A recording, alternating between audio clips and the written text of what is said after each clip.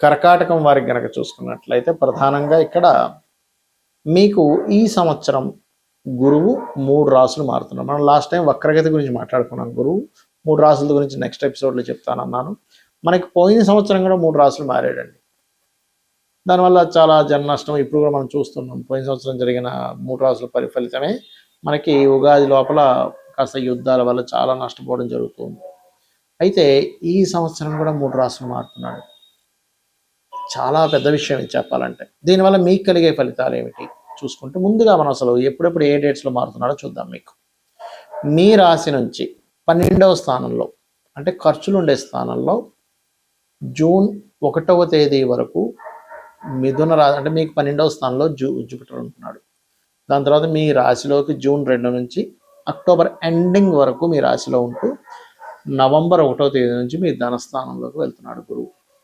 మరి దీనివల్ల కలిగే ఫలితాలు ఏమిటి, మీకు కలిగే ఫలితాలు ఏమిటి, దేశకాల పరిస్థితులు ఎటువంటి ఫలితాలు ఉంటాయి అనేటువంటి అంశాలు చెప్తుంది నేనైనప్పటికీ చెప్పిస్తుంది సాక్షాత్ లలిత అమ్మవారిగా భావిస్తూ ఆ లలితాంబిక అమ్మవారి యొక్క అనుగ్రహం మీకు పరిపూర్ణంగా కలగాలన్న స్ఫూర్తిగా కోరుకుంటూ, ఇక్కడ ముందు 12వ స్థానంలో ఉండేటువంటి గురువు పాజిటివ్ ఏంటి ఇక్కడ అంటే విదేశీ యోగాన్ని ఇస్తుంది. కానీ విదేశీ యోగంతో పాటు ఇక్కడ ఖర్చులు ఎక్కువ అయ్యేటువంటి యోగాన్ని కూడా ఇస్తూ ఉంటుంది. ఎక్కువ ఖర్చు పెట్టడం, ఇన్వెస్ట్మెంట్స్ ఎక్కువ చేయాల్సిన పరిస్థితి, ఉన్నదానికంటే కాస్త ఎక్కువ ఇన్వెస్ట్మెంట్ చేయడం. కాబట్టి మీ లిమిట్ ఎంత, ఇంతకంటే ఎక్కువ ఇన్వెస్ట్మెంట్ చేస్తే నేను ఇరుక్కుంటాను అని అనుకుంటే మాత్రం ఎట్టి పరిస్థితుల్లో ఓవర్గా ఇన్వెస్ట్మెంట్స్ చేయకండి. Point number 1. ఇక రెండవది ఏమిటి అంటే రాశిలో గురువు జూన్ 2వ తేదీ నుంచి ఎప్పుడైతే రాశిలో గురువు ఉన్నాడో సప్తమ స్థానంలో ఉండేటువంటి సప్తమ స్థానాన్ని వీక్షిస్తాడు, పంచమ స్థానాన్ని వీక్షిస్తాడు. కాబట్టి ఇక్కడ వివాహ సంబంధించిన విషయాలు పాజిటివ్ని ఇస్తాడు. కాకపోతే ఎంతైనా కూడా శని రాహుతో ఉండేటువంటి గురువు కాబట్టి మన స్థానంలో ఉన్నాడు కాబట్టి కాస్త మానసిక స్ట్రెస్ని కూడా ఎక్కువ ఇస్తూ ఉంటాడు. కాబట్టి కాస్త మెడిటేషన్ చేసుకోవడము, నేను అనవసరంగా ఈ యొక్క విషయాల మీద నా యొక్క మైండ్ కనుక పెట్టినట్లయితే ఎక్కువ మానసిక క్షోభకి గురవుతానని మీకు ఎక్కడ అనిపించినా వాటి నుంచి దూరంగా ఉండండి, గుర్తుపెట్టుకోండి. ఇక నవంబర్ 1వ తేదీ నుంచి ధనస్థానంలోకి వెళ్తున్నాడు. కాబట్టి గవర్నమెంట్ కాంట్రాక్ట్స్ చేసేవారు, కుటుంబ సభ్యులతో తండ్రి తరపు వారితోని ఫైనాన్షియల్ మ్యాటర్స్ మూలంగా అనవసరంగా గొడవలు వచ్చే ఛాన్సెస్ ఉంటాయి. కాబట్టి ఈ విషయాలతో మీరు జాగ్రత్తగా ఉండాలి. ఇక మీరు నిత్యము చేయవలసిన దేవతారాధన సుబ్రహ్మణ్యేశ్వర స్వామిని ఓం స్కందాయ నమః అనే మంత్రం చేస్తూ ఉండండి. రెండవది ఏమిటి అంటే ఇక్కడ గమనించినట్లయితే మీరు ఈ కాంబినేషన్ ఏదైతే ఉందో అంటే ఎప్పుడైతే కర్కాటకం వారికి ఈ పంచమ స్థానం మీద సప్తమ స్థానం మీద ఎప్పుడైతే గురువు వీక్షణ ఉందో ఇష్టపడిన వారిని వివాహం చేసి ఇవన్నీ ఉంటాయి. కాకపోతే శని రాహు కేతు గురు గ్రహాల దగ్గర దీపారాధన చేయండి, మరియు చండీ వినడము, దుర్గా ఆరాధన చేయడం ఇవి ఎక్కువగా చేయండి, అన్ని విధాలు బాగుంటుంది. అయితే ఈ గురువు యొక్క స్వరూపం మారిందని మనం చెప్పుకుంటూ ఉన్నాం. లాస్ట్ ఇయర్ కూడా గురువు మూడు రాసులు మారాడు. వృషభము, మిథునము, అదేవిధంగా కర్కాటకంలోకి మారాడు. ఈసారి మిథునము, కర్కాటకము, సింహం అంటే ఏం లేదు, మరి కర్కాటకంలోకి వచ్చాడు కదా మళ్ళీ వెనక్కి వెళ్ళాడు. అలాగే ఈసారి కూడా ఏంటంటే మిథునము, కర్కాటకము, సింహంలోకి వచ్చినటువంటి గురువు మళ్ళీ వెనక్కి వెళ్ళి మళ్ళీ కర్కాటకంలో సెటిల్ అవుతాడు. కాకపోతే ఎప్పుడైనా గుర్తుపెట్టుకోండి, 3 రాసులు మారిన గురువు విపత్తుల్ని క్రియేట్ చేస్తాడు ఎక్కువగా. అంటే అది ప్రశాంతంగా ఉండనివ్వడు. మీరు చూడండి, లాస్ట్ ఇయర్ మారినందుకు మనం చూస్తూనే ఉన్నాం. ఆల్రెడీ ఉగాది వచ్చే ముందు అంతా యుద్ధాలని, గందరగోళాలని, గొడవలని ఎలా ఇచ్చాడో ఇది కూడా సేమ్ రిపీట్ అవ్వబోతుంది. అంటే దీన్ని బట్టి మనం అర్థం చేసుకోవాల్సింది ఏమిటి, ఈ గోచారంలో ఉండేటువంటి ఈ గ్రహాల యొక్క స్థితులను బట్టి మనకు మహర్షులు ఏం నేర్పిస్తున్నారు అంటే ఫ్యూచర్ ఇలా ఉండబోతుంది కాబట్టి నువ్వు ఇలా ప్లాన్ చేసుకో. అంటే ఇప్పుడు మనకు చూడండి, యూట్యూబ్లో వాటిలో యుద్ధం ఆగిపోయింది అని పెడతాడు, మళ్ళీ వెంటనే యుద్ధం ఆ స్టీమర్ మీద ఏదో బాంబు వేశారట, ఈ ఎయిర్పోర్ట్ మీద బాంబు వేశారట అంటూ ఉంటారు. దీని గురించి ఆల్రెడీ నేను ఒక 2 నెలలు 3 నెలల క్రితమే చెప్పాను. ఏమంటే యుద్ధాలు వస్తాయి, ఆగుతున్నట్టు అనిపిస్తాయి కానీ ఆగవు. ఇది చాలా పెద్ద యుద్ధమే, ఒక రకంగా చెప్పాలంటే ప్రపంచ యుద్ధం లాంటిదే. ఇది 3వ ప్రపంచ యుద్ధమే అనుకోండి. ఎందుకు అంటే ఇక్కడ జూపిటర్ ఎప్పుడైనా 3 రాసులు మారుతున్నప్పుడు ప్రాణ నష్టం అధికంగా జరుగుతుందని చెప్పారు. అందులో ప్రత్యేకంగా మనకి చెప్పినటువంటి విషయాల్లో ఈసారి గురువు రాజు అయినందుకు, గురువు రాజై మనకి ఎప్పుడైతే మిథున రాశిలో సంచారంతో ప్రారంభమైనందుకు, మిథున రాశి అనేటువంటిది 2 మనుషుల్ని చూపిస్తుంది, అది స్త్రీ పురుషుల్ని.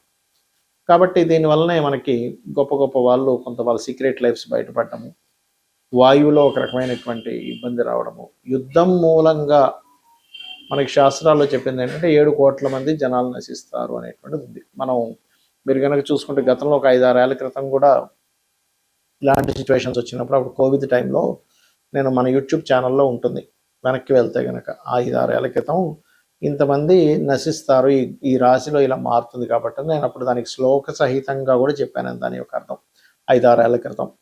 అప్పుడు కూడా అందుకే కోవిడ్ వల్ల చాలామంది ప్రాణ నష్టం జరగడం మనం చూసాం.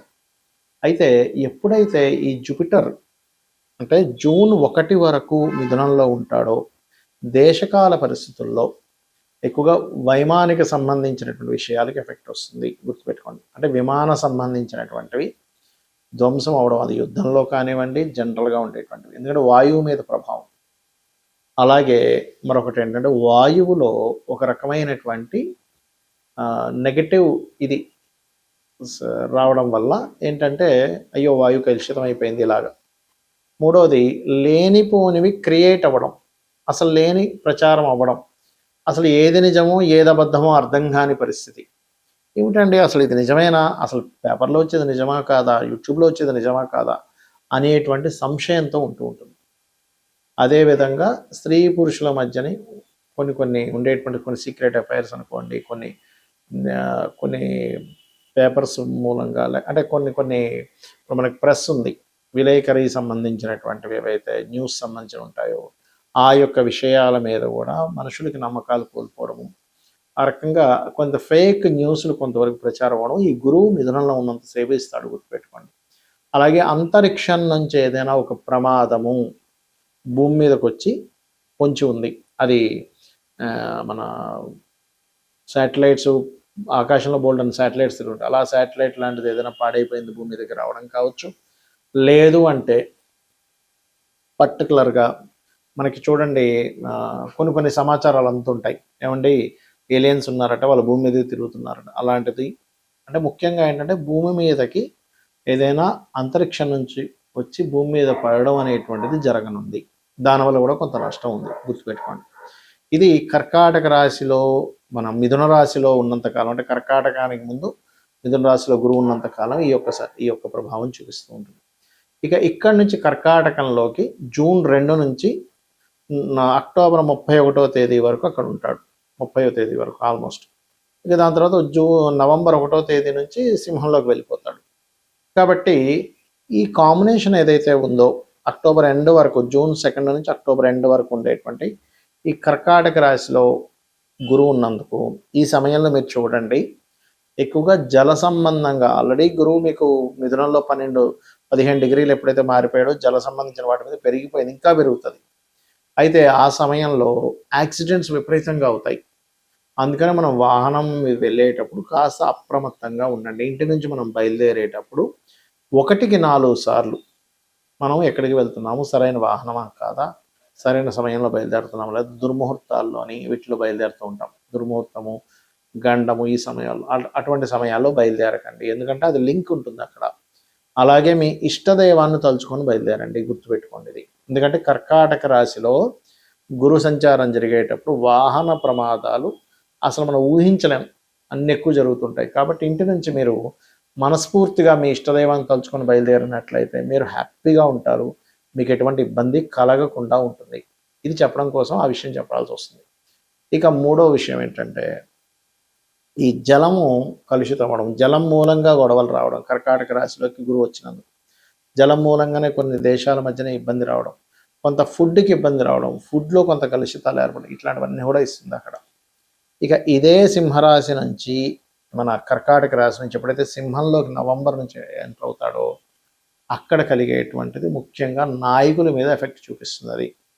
అది పొలిటికల్ రిలేటెడ్, సీఎంలు అనుకోండి, పిఎంలు అనుకోండి, ప్రెసిడెంట్లు అనుకోండి, ప్రపంచవ్యాప్తంగా ఉండేటువంటి పెద్ద పెద్ద వాళ్ళు ఎవరైతే ఉంటారో, పొలిటికల్ రంగాల్లో ఉండేటువంటి వారు ఎవరైతే ఉంటారో వాళ్ళ మీద పూర్తిగా నవంబర్, డిసెంబర్, జనవరి మాసాలు ఎక్కువ ప్రభావం చూపించనుంది, గుర్తుపెట్టుకోండి. మరి ఈ ప్రభావాలు సామాన్య ప్రజలకు దేని మీద చూపిస్తుంది అంటే ఆరోగ్య సంబంధించిన దాని మీదకి వస్తున్నాడు. జూపిటర్. ఎందుకంటే ఆరోగ్యానికి కారకుడు రవి కదా. అందుకని ఆ సమయంలో వీలైనంత మట్టుకు హోమ్ రెమెడీస్ కొన్ని ఉంటాయి మనం ఇంట్లో పాటించేవి. కొంచెం కొంత కషాయం లాంటిది ఏదైనా తీసుకోవడము, ఎటువంటి హెల్త్ ఇష్యూస్ రాకుండా ఉండడం కోసం. మనం కోవిడ్ టైంలో కొన్ని కొన్ని పాటించాం. ఇంట్లో ఉండి చక్కగా పాటించిన వాళ్ళు హ్యాపీగా ఉన్నారు. కాబట్టి అలాగా కొంతమంది డాక్టర్ల సూచనల చేత, అదేవిధంగా ఆయుర్వేదంలో కావచ్చు, హోమియోపతిలో కావచ్చు, అలోపతిలో కావచ్చు, వాళ్ళు కొంతమంది వెల్ ఎడ్యుకేటెడ్ పీపుల్ ఉంటారు. వాళ్ళు ఇచ్చినటువంటివి ఏవైతే టిప్స్ ఉంటాయో, అలాగే మన పెద్దవాళ్ళు కూడా చెప్పినటువంటివి కొన్ని ఉంటాయి. ఇటువంటి విషయాల్లో కొంత జాగ్రత్తగా ఉండాలి. అయితే ఇక్కడ ఈ 2-3 నెలల పాటు, అంటే నవంబర్ నుంచి డిసెంబర్, జనవరి, ఈ టైంలో పర్టికులర్గా ఇది సంతానం మీదనే ఎఫెక్ట్ చూపిస్తూ ఉంటుంది. అయితే ఇక్కడ ఏంటంటే ఎవరైనా ఐవీఎఫ్లు, ఐయుఐలు చేయించుకునేవారు కాస్త జాగ్రత్తగా ఉండాలి. అదేవిధంగా మరొక విషయం ఏంటంటే, ఇక్కడ మీరు గమనించినట్లయితే, మీరు వాతావరణంలో మీరు గమనించండి. యాక్చువల్గా నవంబర్ మాసానికి మనకేంటి, చలి బాగా ఉండాలి. కానీ ఆ టైంకి ఏమవుతుంటుందంటే, చలితో పాటు తెలియని ఎండలు కూడా వస్తాయి ఆ టైంలో. ఇదేమిటండి ఎంత ఈ చలికాలం ఇంత ఎండ ఉందేంటి అనిపిస్తూ ఉంటుంది. కాబట్టి నేను చెప్పినటువంటి పరిహారాలు ప్రధానంగా చండీ వినడం, చండీ పారాయణం చేయడం, లలితా సహస్రనామాలు వినడం, మీ ఇష్టదైవాన్ని స్మరించుకోవడం చేయండి. అన్ని విధాలా బాగుంటుంది. శ్రీమాత్రే నమః.